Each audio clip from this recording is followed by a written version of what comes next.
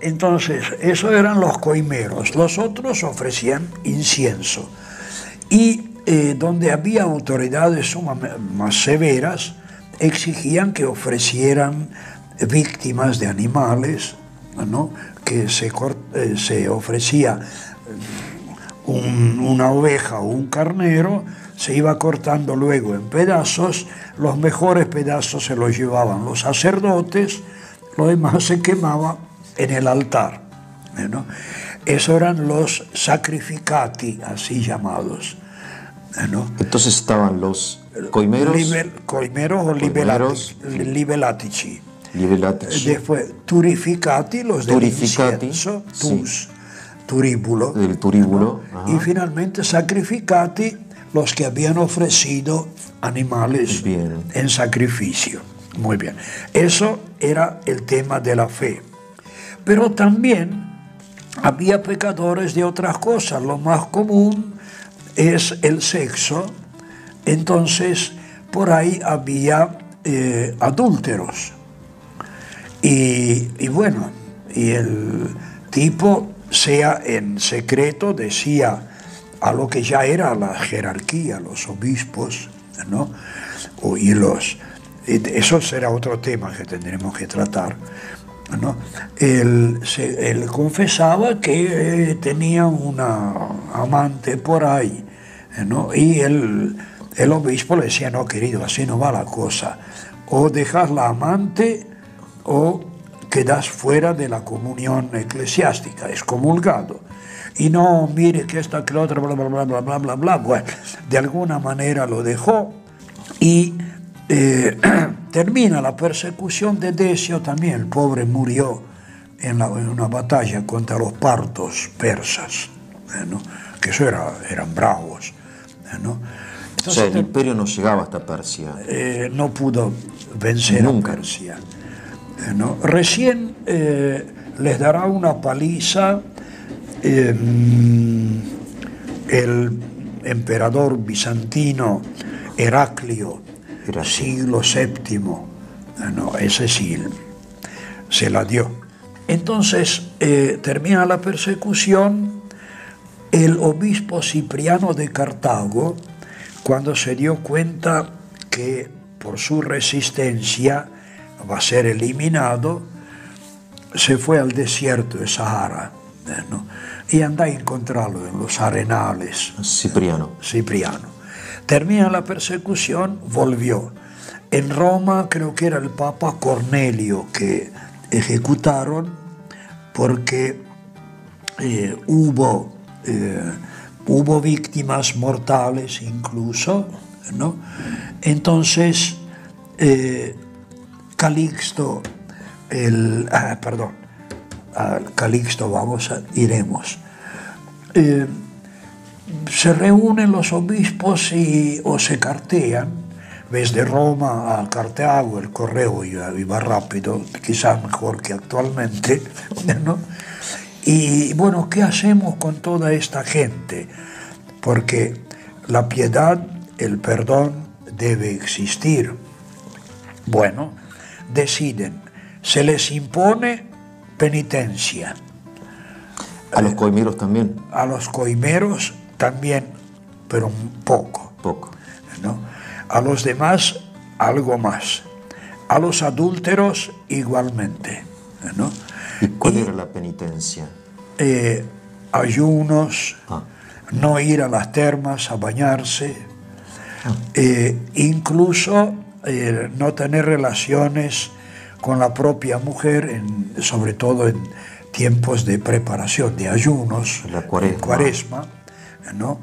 Y peregrinaciones a la tumba de los mártires, en las catacumbas en Roma, por ejemplo, ¿no?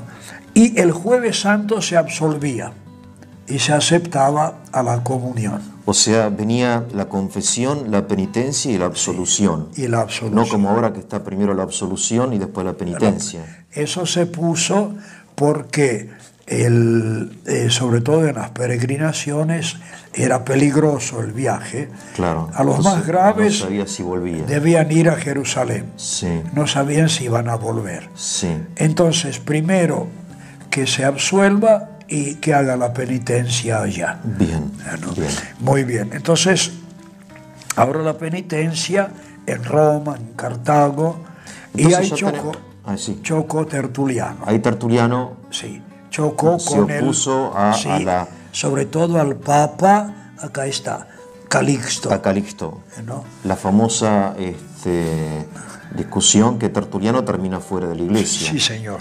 Pero porque era muy estricto. O sea, no tenía en cuenta la debilidad del hombre y tampoco la misericordia de Dios. La misericordia de Dios. Que me parece a mí que es como una idea central del Evangelio. Sí, señor. ¿No? Sí, señor. Es como... Y sí, se absolvió a esa que fue a lavarle los pies. Sí, sí, a bueno, Jesús. aún a sus propios perseguidores. Sí. Es decir, el perdón es rezó fundamental. por ellos, sí. Y él justamente empezó a tomarle el pelo al Papa Calixto. Dice, los que quieren adulterar, cometer adulterio, vengan a Roma, que Calixto todo eso lo tolera. Porque Tertuliano tenía un carácter fuerte, digamos. Y sí, pero en su juventud fue, porque eso es muy común, los convertidos de un extremo pasan a otro. Era un libertino de primera categoría, se bautizó, pasó a ser extremista. Claro, por eso dicen que la moderación es importante. Tal cual. Porque pasar de un extremo al otro, Tal cual. ¿no? Del libertinaje al puritanismo, a la rigidez. Ahí está. ¿Verdad?